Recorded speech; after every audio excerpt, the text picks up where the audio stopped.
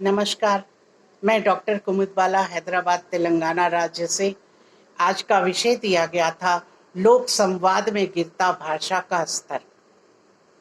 सुनिए, भाषा के स्तर पर मैंने भी लिखा है, संवाद दो या दो से अधिक लोगों के बीच एक लिखित या बोले गए वार्तालाप विनिमय है और एक साहित्यिक और नाटकीय रूप है जो इस तरह के लेन देन को दर्शाता है।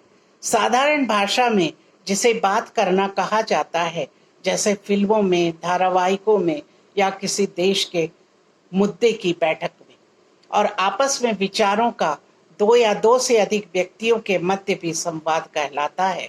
वार्ता करने वाला संवाददाता कहलाता है। पारंपरिक लोक माध्यम का जन्म आदि काल से ही हुआ है। जब मनुष्य संचार का मतलब नहीं जानता था, तभी से ये माध्यम अस्तित्व में है। सभ्यता के विकास से लेकर मुद्रण यंत्र के आविष्कार तक यही माध्यम संदेश प्रसारण का कार्य करते थे। इन लोक माध्यमों की सबसे बड़ी विशेषता है कि मनुष्यों द्वारा उस समूह की संस्कृति, भाषा, परिवेश एवं रुचि के अनुरूप संदेशों का संप्रेषण किया जाता है। जिस समूह में संदेश पराश्रित करना होता है, जनसंचार के पारंपरिक लोक माध्यम आदि काल से ही अस्तित्व में है। आज का लोक संवाद है मीडिया। मीडिया के माध्यम से किसी एक विषय पर चर्चा के लिए एक साथ कई लोगों को बुलाया जाता है और तब चर्चा होती है। मर्यादा में रहकर बात की जाए तो वह शालीनता है, किंतु दुर्भाग्य की बात यह है कि आजकल जिस तरह की भाषा का प्रयोग सरेआम हो रहा है, उसे देखकर मन खट्टा हो जाता है। जितनी अभद्र भाषा का प्रयोग नेता और पार्टी के कार्यकर्ता करते हैं, उसे देखकर और सुनकर अपने ऊपर गुस्सा आता है कि हमने ऐसे लोगों को क्यों चुना। और तो और ये जो बोलते हैं वह किसी का लिखा हुआ रहता है, जिसे गाली गलौज देकर पेश किया जाता है। महिलाओं का भी लिहाज नहीं रखा जाता है। इस तरह के लोक संवाद से आने वाली पीढ़ी पर क्या प्रभाव पड़ता है, यह कोई सोचना ही नहीं चाहता है। नई पीढ़ी वैसे भी बदतमीज है। घर घर में गाली गलौज का प्रचलन इतना बढ़ता जा रहा है, पढ़े लिखे पति भी पत्नियों को सबके सामने गाली देते। ऐसे लोगों को मीडिया में, टीवी पर हो रही चर्चा में बोली गई गाली कुछ अनुपयुक्त नहीं लगती है। धर्म की जब बात आती है तो धर्म की ये लोग धज्जियां उड़ा देते हैं। उनकी अभद्र भाषा पर धर्म कहीं छुप कर बैठ जाता है। इस पर अगर ध्यान नहीं दिया गया तो इसका परिणाम भयंकर होने वाला है। जब चुनाव का समय आता है, तब तो और भी भाषा खराब हो जाती है। औरत के लिए मुख से आइटम शब्द निकलता है।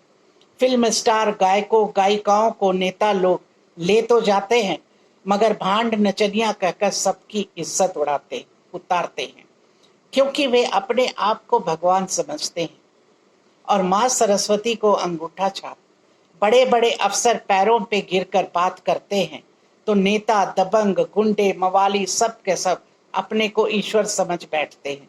इनके लिए अगर सख्त कानून बने, तभी देश अपनी राष्ट्रभाषा पर गर्व महसूस करेगा।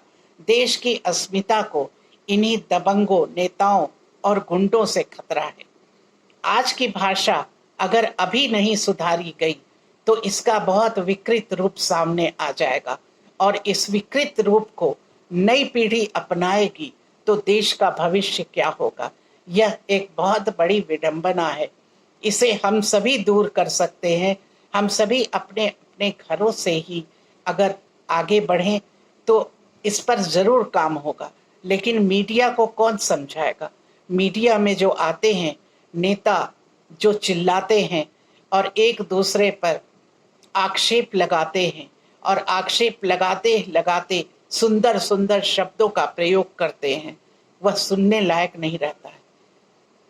कान में बहुत भयंकर शब्द चुभते हैं।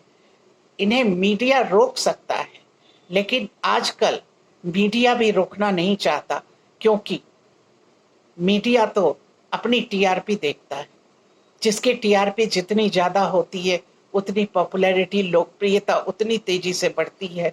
यह मानसिकता जब तक इन लोगों के सर से उतरेगी नहीं, तब तक भाषा का स्तर यूं ही गिरता रहेगा।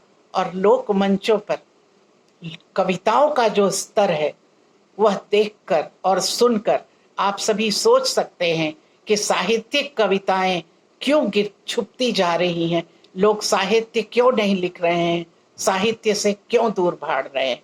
क्योंकि भोंडी कविताएं ही मंच पर पढ़ी जाती हैं और उसी पर वाहवाही मिलती है।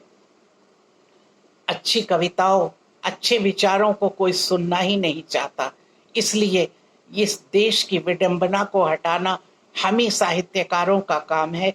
आइए आगे बढ़ें और इस दिशा में कुछ उपाय करें। धन्यवाद।